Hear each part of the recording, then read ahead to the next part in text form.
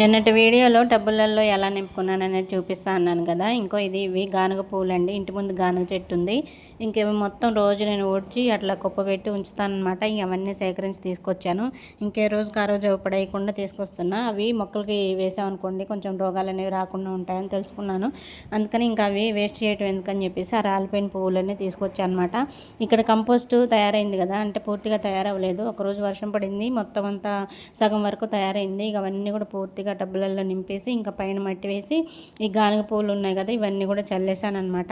ఇంకా అంతేనండి, అట్లా నింపేసుకున్నాను. ఇంకా నేను ఇది పెట్టిన రోజు అయితే ఎండలు బాగా వచ్చినాయి.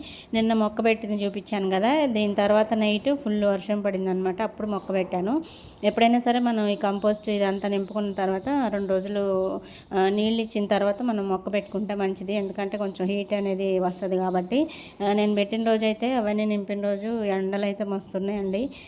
అసలు మామూలుగా లేదు. కాసేపటికే నాకైతే చెమటలు వచ్చేసినాయి. ఇంకా అలాగే ములక్కాయలు కోసుకొని వచ్చా పప్పుచారు చేద్దామని చెప్పేసి. ఇంకా మా గార్డెన్లో ములక్కాయలు మాత్రమే వస్తున్నాయి, ఇంకా కూరగాయలు అయితే ఏం లేవు.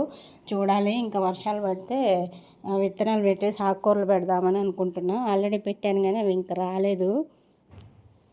అవి వస్తే మీకు చూపిస్తాను. అట్లనే ఇంకా రోజు వర్షాలు అయితే పడుతున్నాయి కదా, చూడాలి, విత్తనాలు పెట్టాలి. వీడియో నచ్చితే తప్పకుండా లైక్ చేసి సబ్స్క్రైబ్ చేయండి.